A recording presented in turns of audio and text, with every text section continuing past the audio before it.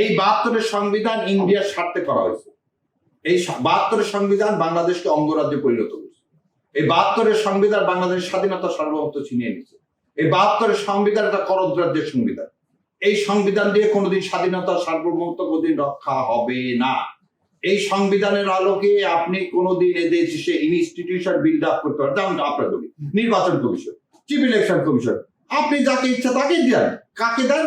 আপনি যে দল যখন ক্ষমতায় থাকবে তার লোককে দিচ্ছে।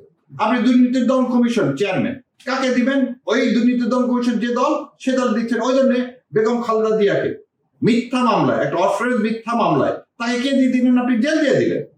তাহলে আপনি এই কনস্টিটিউশন আন্ডারে তো, এই কনস্টিটিউশন আন্ডারে তো সালাউদ্দিন সাহেবকে শিলংয়ে থাকতে হলো।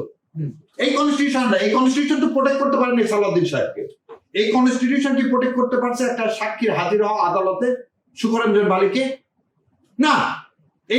এই কনস্টিটিউশন কি আয়নাঘর বন্ধ করতে পারছে? না। এই কনস্টিটিউশন কি ইলিয়াস আলীর মতো লোককে গুম খুমতে রক্ষা করতে পারছে? না।